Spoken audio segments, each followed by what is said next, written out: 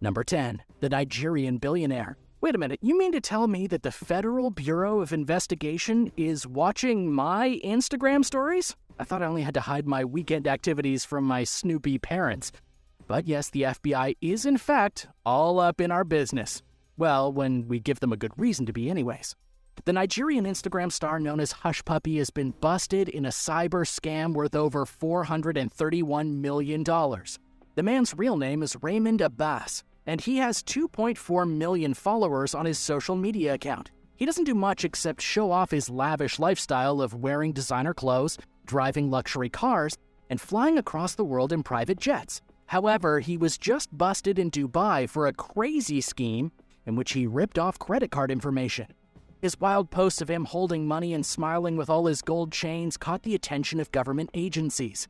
He was targeting victims overseas by making fake websites. These websites were poor copies of already known companies and banks. So when people put in their credit card information, he was able to steal their money. Raymond passed himself off as an affluent and very wealthy real estate developer.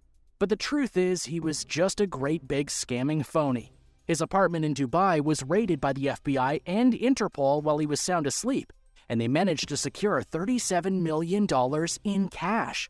Who keeps that much cash in their home? The investigators also found about 2 million email addresses from victims stored on phones, computers, and even hard drives. Even though he was busted in Dubai, the Nigerian fake billionaire is still accused of fraud in Europe and the United States. He probably won't be posting to social media again for a very long time. And side note, we think Hush Puppy is kind of a ridiculous name. Number 9. Diamond Thieves. Instagram has managed to help the FBI catch a group of diamond thieves who had committed crimes in at least 10 states across the country. These were smash-and-grab bandits who were terrorizing jewelers. They're currently accused of pulling off over 30 heists. They did this by using sledgehammers to break open the display cases and then run away with the diamonds stuffed into a bag. Not the cleanest criminals, but it was a lucrative scheme. The Fed seized more than $1.5 million in diamonds during their investigation. The members of the gang all came from the city of Detroit, and the only reason that the FBI finally caught up to them is because of social media. It all happened when the federal officers discovered a peculiar Instagram account called Do It for Diamond. It was apparently used by different members of the gang. One of them had posted a picture on the Instagram account wearing a necklace that was stolen from one of the jewelers. It was enough to connect the dots and lead the FBI to the Detroit gang. On June 18th, 3 of the robbers were arrested while they attempted to break into a jewelry store in Tennessee. Though apparently there were 2 groups that would drive to the robbery location from Detroit in 2 separate vehicles. One in a clean car that was either lawfully rented or properly registered, and the other in a burner or stolen vehicle that could be ditched after the robberies. Although some of the men have been caught, the FBI believes there are at least 10 gang members involved, so the case may still be ongoing. Number 8. The Capitol Rioter. The FBI says that they used facial recognition software to track and arrest an individual who took part in the Capitol riots back in 2021. The affidavit was shared online detailing how federal agents discovered the identity of Stephen Chase Randolph using images from the riot. The facial recognition tool identified this guy, then led the FBI to an Instagram page belonging to his girlfriend. To further confirm Randolph's participation, undercover FBI agents went to his workplace on April 13th and approached him. They struck up a casual conversation with Randolph in which he admitted being at the Capitol during the riots, saying, "I was in it, and it was effing fun." But why did the FBI want Randolph so badly? Well, it's because in the videos from the riot, he could be seen assaulting several police officers at the U.S. Capitol, as well as pushing over the barricades, which resulted in an officer hitting her head against the stairs and being knocked unconscious. Federal agents used the girlfriend's Instagram account to get all the information they needed, linking it to Facebook accounts belonging to family members, finding Randolph's full name, and then tracking down where he lived and worked before they made the arrest. Number 7. Drug running. A lot of very stupid drug dealers have been busted selling drugs thanks to their Instagram account. This particular bust happened after the suspected dealer let an undercover agent with the DEA follow him on the social media application. This guy was literally posting pictures of drugs that he had for sale in the Bay Area. He He also posted pictures with great big towers of cash that he had made selling these very narcotics. According to the affidavit released by the DEA, they first learned of this guy, real name Marcos Hatch, from a different local man suspected of dealing drugs. In other words, the other guy snitched on Marcos. It was probably one of the easiest investigations ever. The undercover officer requested to follow the dealer on Instagram. He accepted, and the photographs were proof enough for authorities to get a warrant to search his home, where they not only found drugs, but also an AK-47. So on a scale of 1 to 10, Marcos Hatch is how dumb do you think? Let us know your opinions in the comments section down below. And if you're liking this video, be sure to hit the thumbs up and subscribe buttons if you haven't already. Number 6. Fake student. A woman in Florida who happened to be a former police officer was recently arrested after she snuck into a high school and posed as a student to try and collect Instagram followers. This is one of the weirdest cases of the century. Audrey Nicole Franceschini was arrested at 28 years old for sneaking onto the campus of a local high school. She tried to blend in with the students by wearing a backpack and carrying a skateboard as if it was still 1999. She then handed out paper flyers with her Instagram printed on them, asking students to follow her. But then a security guard got suspicious, as she seemed to be harassing the students. The security guard called the police, Audrey ran away, and the police officers then used her own flyers against her, discovering her identity from her Instagram account. She was charged on 3 counts, one for burglary of an occupied dwelling, another for trespassing on an educational institution and interference, and the third for resisting an officer without violence to his person. She racked up $16,500 in fines. And to make this story even weirder, she had actually been charged in 2017 with revenge porn because she stole and posted naked pictures of another officer she had worked with, resulting in her getting fired. As for why she was looking for Instagram followers at a high school, well, we don't really know. And anyway, she's obviously crazy. Number 5. Cocaine pineapples. Have you ever bought a box of pineapples only to realize it was actually a box of cocaine? I mean, I haven't, but maybe you have. Operation Trojan Shield was a huge operation conducted by the FBI to take down criminal groups working across the globe to smuggle drugs and launder money, and it involved hardened encrypted devices. These are devices that transfer messages secretly like an encrypted cell phone. The operation began in 2016 with the FBI investigating a company out of Canada called Phantom Secure, which as it turned out was selling hardened encrypted devices only to criminal organizations. When the police shut down the company, over 10,000 devices being used by these criminals suddenly went dead. The FBI did the same thing with more companies, shutting down all encrypted communication. Basically, the FBI doesn't like people talking if they can't listen in on it. It's because criminals using the devices were organizing crimes under the radar. Crimes like hiding cocaine inside boxes of pineapples. By 2021, Operation Trojan Shield led to the arrest of over 800 people and the seizure of over 8 tons of cocaine and 22 tons of marijuana. Number 4. Russian crypto laundering. The FBI has arrested a Russian rapper residing in the United States for the crime of money laundering. For evidence, the FBI used Instagram pictures in which the rapper incriminated himself by posting huge wads of cash in both dollars and Russian rubles. Maxim Boyko was laundering money in the United States using cryptocurrency as well as conspiring with organized crime syndicates in other parts of the world. He may have continued on with his scam if not for how he entered the States in the first place. He flew into Los Angeles with $20,000 in cash and claimed it was for an investment in Bitcoin. The authorities were skeptical, so they watched him, investigated him, and creeped on his Instagram. They realized he was laundering money and quickly shut Boyko down. What? A guy like this should have known better than to go to the airport with that much cash. Obviously, you'll get flagged for having anything over $10,000. It's a rookie mistake, Boyko. Number 3. Live streaming murder. A man in California did something absolutely horrible. Not only did he murder 2 people, but then live streamed the victims' lifeless corpses. Raymond Michael Weber has since been charged with the murder of 2 women, and the police had all the evidence they needed from a 36-minute-long video that he streamed on Instagram. In the live stream, Raymond was holding a firearm, pointing at the dead bodies, and talking about how the women had tricked him and set him up. He also said he was aware that the police were coming soon, and he would never be seen again. The call came in at about 2:45 in the morning, when a woman phoned the police to report someone she thought was armed and dangerous inside an apartment building just outside of Sacramento. She said that the man was live streaming himself on social media inside his apartment. By this time, the two women were already dead. When officers arrived, the man had barricaded himself inside. Raymond would not come out. Cops were forced to burst their way into the apartment, taser the guy, and then arrest him. As for the identity of the two dead women, the police have not yet released anything. According to Fox News, Raymond was a local resident and already wanted on several felonies, including domestic battery and assault with a deadly weapon. Number 2. Dead in a suitcase. A man has been arrested in connection to a dead Instagram influencer who was discovered deceased and stuffed into a suitcase.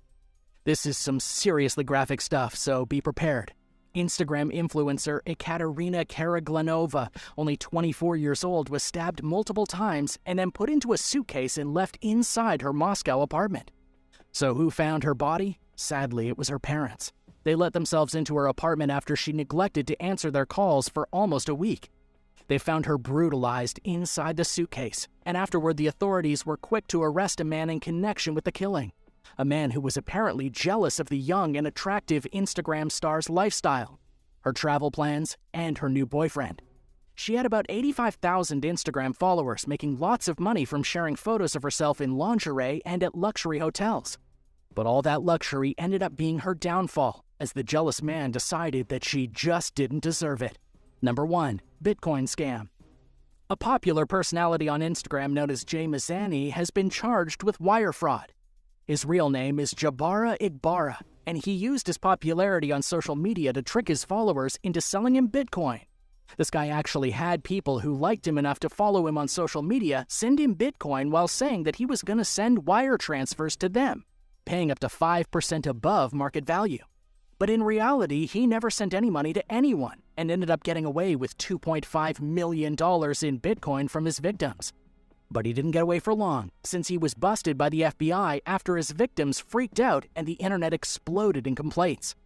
You can't have 1 million followers on Instagram and rip off that many people without somebody taking notice. However, even though Jay was busted by the FBI, he still hasn't technically been charged. The investigation is still ongoing, with the good news being that if he is found guilty, he could face up to 20 years in prison.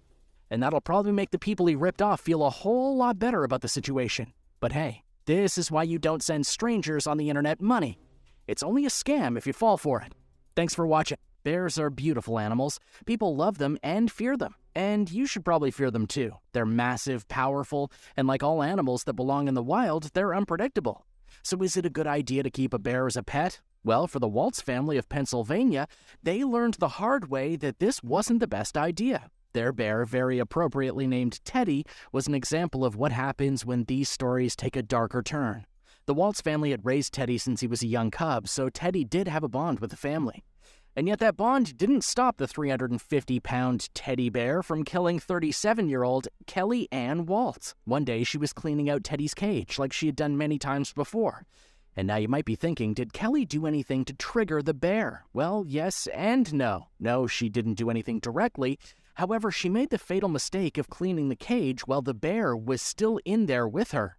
As one person noted, her children and the neighbor's children saw the attack and summoned help, and the neighbor shot and killed the bear while it was still atop Waltz. One could argue that this was the perfect example of why bears aren't to be trusted as pets in any circumstance. Number 8. Carla Nash and the chimp that maimed her. Sandra Harold raised Travis, her pet chimpanzee, like a member of the family in her Stamford, Connecticut home. The widow took baths, drank wine, and shared a bed with her primate pal. Travis even brushed Sandra's hair and kissed her when she left the house. As strange as all this closeness was, it seemed harmless enough. After all, Travis had no record of unruly behavior except for an incident in 2003 when he escaped and held up traffic for hours. But nobody expected the tragedy that unfolded in 2009 when Sandra's friend, 55-year-old Carla Nash, visited one day and unintentionally triggered the 14-year-old 200-pound chimpanzee to fly into a rage. The unprovoked attack was gruesome. Travis latched onto Carla's face, ripping it apart. Sandra felt she had no other choice than to repeatedly stab her beloved animal companion in an attempt to save her friend. An ambulance was summoned to the scene and Carla was taken to the hospital in extremely critical condition. Travis attacked a police officer who shot the chimpanzee dead. Investigators were unsure what set Travis off, but as journalist Brian Walsh pointed out in a Time article, keeping a primate as a household pet really is kind of a ticking time bomb. Simply put, this tragedy is a sobering reminder of why wild animals should always be considered dangerous and should only be handled by qualified professionals. Owen Nash sued her friend for a massive sum of $50 million. Just as important, though, she became the first patient to ever receive a double hand and face transplant, which might be medical history, but it's not exactly the history that Carla Nash would want to be associated with. Number 7. The bite of the widow. Hearing that someone is a spider collector can be a little off-putting, right? But bug collecting and arachnid collecting are actually more common than you'd think. There are people who collect them just to trade and sell them to other collectors all over the world. The problem here, though, is when one of those collectible items is dangerous and potentially fatal, like the black widow spider. Enter Mike Vogel, a German man who had no problem being alone in life. The only things that kept him company were the various snakes, insects, and spiders that he'd collected over time.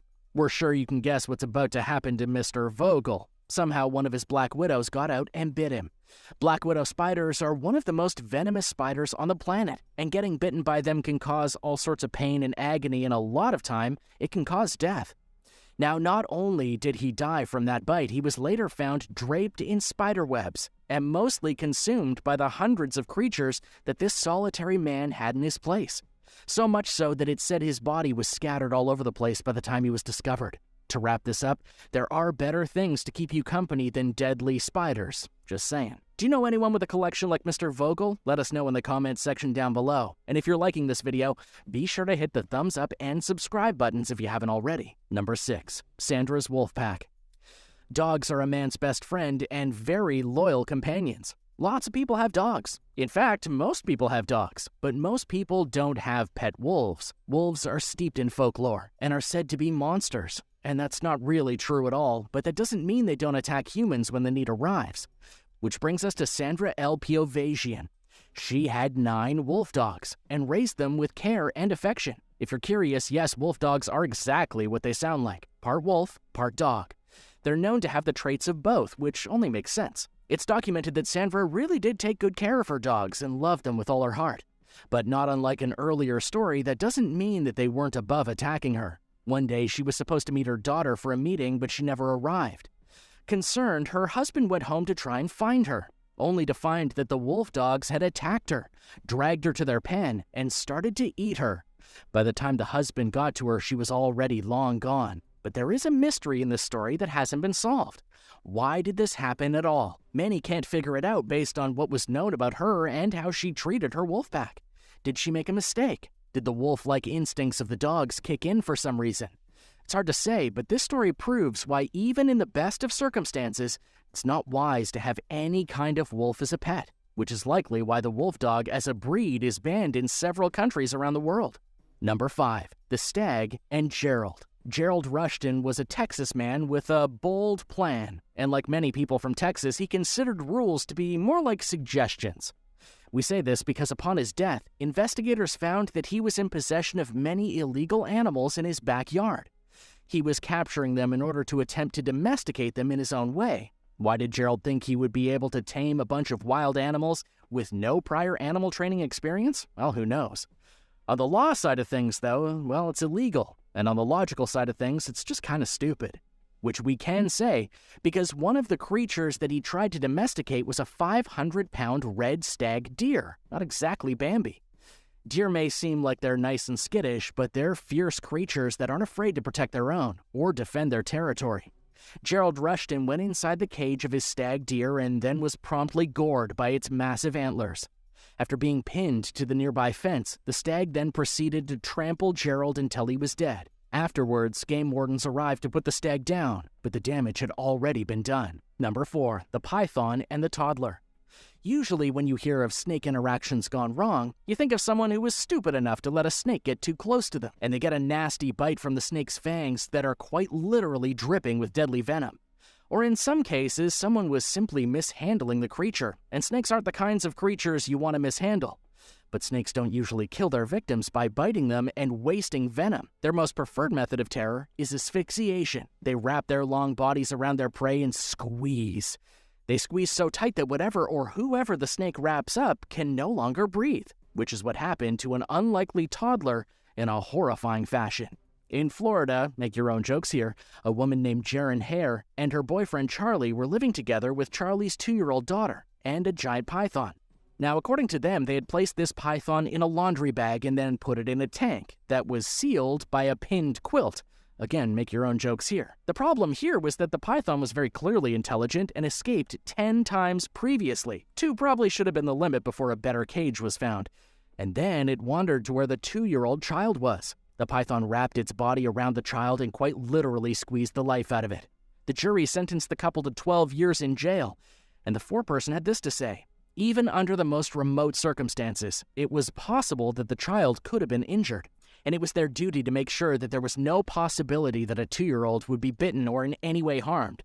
We feel extremely upset about having to make this decision, but we believe it's the correct one. It's not hard to see why they came to such a notion, because when it comes to snakes, small ones are hard enough to take care of on their own, but giant pythons? Well, you have to be very careful about how you handle them, and these 2 clearly weren't. Number 3, Marius and Humphrey. We now move on to a man known as Marius Els, who lived in South Africa. Marius liked having exotic animals as pets, and one of the animals that he kept on his property as a pet was a hippopotamus named Humphrey. Marius and Humphrey were apparently very close, and Marius truly did love his pet hippo. He would even sit on Humphrey's back and ride him on occasion. However, one day Humphrey attacked Marius and killed him. What was left of his body was found in the river days later. There's a reason that this is a very popular exotic animal attack story. First, Marius stated many times and in many interviews that he felt that Humphrey was like a son to him. He had raised this hippo since it was 5 months old, which, not unlike certain stories we told you earlier, would make you assume that the 2 had a deep connection. However, Humphrey had displayed violent behavior in the past. For example, sometimes the hippo would throw Els off its back when he tried to ride him, but Marius didn't seem to think he was in any danger during these rebukes. Humphrey also nearly attacked a couple of canoeists on their property once, though Els was able to stop Humphrey and stated that he only went after him because he was hungry. Hippos are arguably one of the most dangerous creatures in all the world, and definitely one of the most dangerous animals in Africa. They may seem like gentle giants, but they have a temper, and they're faster than they look. Their jaws are powerful enough to snap you in half. Don't underestimate them, and also don't keep one as a pet. Number 2, lions and children. Sadly, here's another story of a child getting hurt by an exotic pet. Mountain lions are incredibly intelligent and very fierce and very wild creatures. In Odessa, Texas, Amber Michelle Couch had a pet mountain lion. Silly, I know. Who did she think she was? Well, we're not sure. She really had no business keeping a mountain lion, and she wasn't a very good keeper either. By that, we mean that the animal was apparently not up to code in terms of the vaccines it needed, which is bad because animals are infamous for spreading viruses. And the cage that it was kept in was said to be both small and full of potential security breaches. One day, Amber's nephew went to look at the mountain lion in its cage. He got way too close, and the dangerous animal went for the kid's face. And sadly, it got it. Now, can we say for certain that if the cage and mountain lion was up to code, that this wouldn't have happened? No. Again, mountain lions are very smart creatures, and like all creatures, they're extremely unpredictable. Number 1, I have a tiger in my apartment. Anton Yates lived in Harlem, and he had a very tiny apartment all to himself. Nothing wrong with that, right? Except he decided he wanted a roommate in the form of a 425-pound pet tiger. Not so surprisingly, Yates was later attacked by his pet tiger, and he had to go to the hospital as a result. When the hospital staff asked Yates how he got his deep slash wounds, he blamed his pit bull for the attacks. Furthermore, the other people in the apartment apparently knew about the tiger but didn't report it until after the tiger had attacked him. I mean, how could you not anticipate the tiger to attack? He belongs in a jungle, guys, and not the jungle of New York City. So yeah, that happened. And let this be a lesson to you. Having a tiger in a tight space is not recommended. Actually, having a tiger at all is not really recommended. A woman was declared dead, but then she woke up in a cemetery. Wait, what? Yes.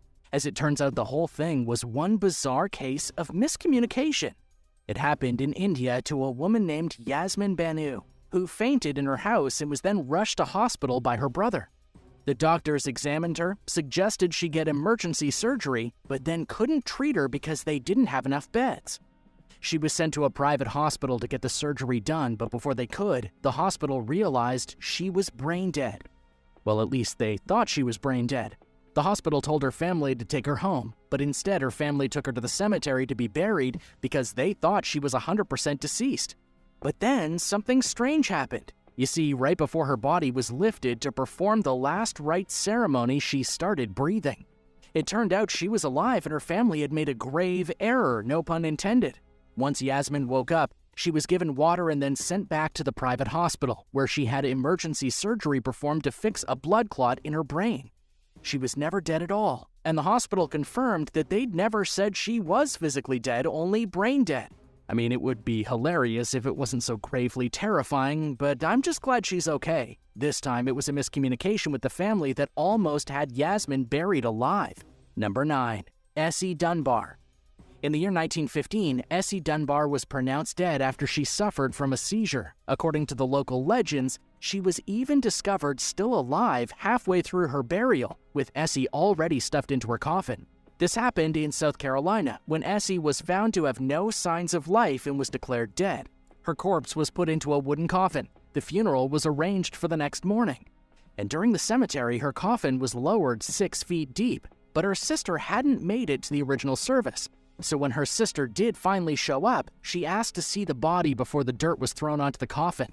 They brought the coffin back up, they took out the screws, opened the lid, and found Essie very much alive. It was such a shock that one of the ministers fell forward into the grave and apparently broke 3 of his ribs. Those attending the funeral thought Essie was a ghost and ran away screaming.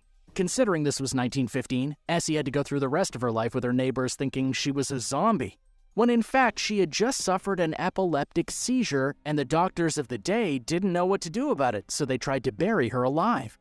Being buried alive was much more common in the days before we had more advanced medical machinery to detect what goes on inside the human body. Thankfully, it's not likely to happen to anyone in our modern world, so you can rest easy knowing you won't be laid to rest before your time. Number 8. SHAKUNTALA GAIKWAD. A woman infected with COVID-19 was pronounced dead at 76 years old, but something strange happened after. Her family was devastated. They took her to a crematorium to be burned, and just minutes before the flames turned her into a pile of ashes, she woke up still alive. The trouble had started several days earlier when SHAKUNTALA GAIKWAD tested positive for COVID-19. She was in home isolation, but because she was so old, her symptoms became severe, and she needed to be taken to the hospital in an ambulance. The hospital struggled to find a proper bed for her. She fell unconscious and wouldn't wake back up, and the doctors simply wrote her off and said she was dead. Unfortunately, in rural India, there aren't the same types of advanced medical equipment that exist in the more developed nations to detect if someone is in a coma or dead. So her family took her back to her village in India. They arranged for a funeral pyre to cremate SHAKUNTALA. But just before they threw her into the flames, she opened her eyes and started to cry. She was rushed to the hospital immediately to receive the treatment that she should have gotten in the first place. It makes you wonder how many people were actually alive when they were declared dead but didn't wake up in time. That would be one of the worst ways to go. There's no doubt about that. And the thought of it really creeps me out. Number 7. Anna Hockwalt. Anna Hockwalt lived in Dayton, Ohio back in 1884. It was around 6 o'clock in the morning on January 10th, the day of her brother's wedding, when she was found dead, slumped in a chair with her head resting against the wall. The wedding went on anyway without her, and Anna was declared dead from extreme heart palpitations. Apparently, Anna had a pretty nervous demeanor, so it wasn't really a big surprise to anyone. Anna was then buried at the nearby cemetery. But her friends had a weird feeling in their guts. They didn't think Anna was actually dead, as they said that during the funeral service, she wasn't as pale as she should have been. After begging her parents, they finally agreed to have Anna disinterred. What they found is shocking and disturbing. Yes, she was alive. Well, at least she was before she was buried. Anna was turned on her side with her fingers chewed down to the bone and her hair yanked out of her skull. It turned out that they had buried her alive after falsely proclaiming her dead, and Anna had pulled out all her hair as she screamed and suffocated in the ground. Number 6. Tina. A woman named Tina was declared dead for real. Her heart had stopped, and in an earlier era, she would have been buried and well and truly gone. She was, for all intents and purposes, no longer of this world. She was dead for 27 minutes before the doctors were able to bring her back to life. The first responders had her on a defibrillator machine that somehow, beyond their expectations, brought her back from the realm of the dead. When Tina woke up, the first thing she asked was for a pen. She then wrote on a piece of paper, "It's real." When the people in the room asked what she was talking about, she pointed up to the ceiling and began to cry. Later on, when Tina could finally speak again, she said that when she died, she saw heaven. She doesn't know why she was brought back to life after literally dying, but that's just how it went. She's now trying to spread the message that God is real and so is heaven. However, it's 100% possible that she dreamed, hallucinated, or simply imagined it. After all, she was dead for nearly half an hour. So what do you think? Is this just a case of powerful mental chemicals that were released by her brain as she fluttered between life and death? Tell me your thoughts in the comments down below. And if you haven't already, go ahead and subscribe to World List if this video intrigues you. Number 5. Kelvin Santos. Kevin Santos was 2 years old when he was pronounced dead. He was also 2 years old when he sat up inside his coffin during his own funeral and asked his father if he could have a drink of water. According to the Huffington Post, the child then laid back in the coffin, closed his eyes, and continued to be dead. It all started when Kevin stopped breathing because of complications with his bronchial pneumonia. This happened in the Brazilian city of Belém. While the child was waiting to be released into the custody of his family, he was put into an airtight body bag and left there for 3 hours. He would have had no air to breathe. Yet later that day, when the funeral service was going on, the kid sat up, asked if he could have a drink, and then fell back dead and could not be revived. It wasn't just witnessed by the family either. The miracle was witnessed by everyone in attendance. The boy was rushed back to the hospital, but doctors were stumped. They said he was definitely dead and that there was no way he got up, and definitely no way he could have asked for something. Much to the dismay of the family, they then had to have the funeral all over again. Is it possible that there was a collective delusion going on here? Or something more sinister or supernatural? The whole situation leaves us with more questions than answers. Number 4. Lewis Roberts. Lewis Roberts was hit by a van at 18 years old. The impact was so brutal that when Lewis was taken to the hospital, he was declared brain dead with no possibility of ever recovering, which is basically the same thing as being fully dead. His organs were to be donated. But just hours before the surgeons cut him open and began taking out his valuable internal organs to hand off to other people, he woke up and started to blink. The doctors were shocked. They'd given him a 0% chance of survival. The doctors had also taken him off the life support machines. Yet despite this, Lewis began breathing on his own without them. Following his amazing recovery, Lewis began returning to normal. Doctors called it a miracle and said it was lucky that he started breathing when he did. Otherwise, all his important organs would currently be inside other people. Number 3. MR.BALASUBRAMANY. MR.BALASUBRAMANY was declared dead on a Monday and his body stuffed into a freezer to await collection by the undertaker. Nobody knew what was wrong with the man. He was simply dead. He was also 74 years old, so it could have really been anything. According to the report from the BBC, when the undertaker finally arrived on Sunday to collect his body, he had somehow come back to life. But what's really strange is that nobody took any responsibility for the mistake. The doctors won't even speculate as to how he managed to survive the freezing temperatures of the freezer or how he wasn't dead in the first place. The man was rescued from the freezer and taken to a different hospital where new doctors could take a look at him. But by Friday, he lost the battle a second time and was really actually dead. This time, he stayed dead too. It seems like something weird happened here, but reports just aren't conclusive. Perhaps he had some type of strange brain injury. We just don't know. Number 2. Peter Kaigan. The case of Peter Kaigan is one of medical negligence. Peter was a Kenyan man who woke up in the morgue while the morticians were literally about to embalm him. They had him jammed with needles connecting to tubes and were preparing to drain the blood from his body. At 32 years old, Peter regained consciousness and began to scream. No kidding. He screamed because one of the morgue staff was in the middle of slicing open his leg. But how did Peter wind up in the morgue in the first place? He was suffering from a tummy ache and was taken to the hospital by his family. The doctors pronounced Peter dead, and his body was transferred to the morgue, and he woke up shortly after. Everyone involved was shocked, but Peter was the most surprised of them all. He had no idea where he was when he woke up, though he did tell local news that he was happy his life was spared. In this case, Peter went on living, and so far as we know, he's still alive today. Number 1. Miss Virginia. Barbara Guthrie Lay was pronounced dead in 2020 on December 22nd. Minutes later, she rose from the dead in a fog of confusion. Barbara was 82 years old when this happened, a former Miss Virginia currently residing in Roswell, Georgia. She had contracted COVID-19 from her neighbor next door and had to be taken to the hospital because she could hardly breathe. 2 days after being in the hospital, she was pronounced dead. The hospital called her husband to give him the bad news, and he was then forced to make the dreadful phone call to the family and friends. But after having to make the hardest phone calls of his life, Barbara's husband then received a call that his wife was still alive. According to the hospital, nobody's really sure how it all happened. Barbara isn't sure how it happened either. 1 second she was dead, the next she was alive. And now that Barbara has fully recovered, she says she's looking forward to living to be at least 101. That way she and her husband can celebrate their 25th wedding anniversary together.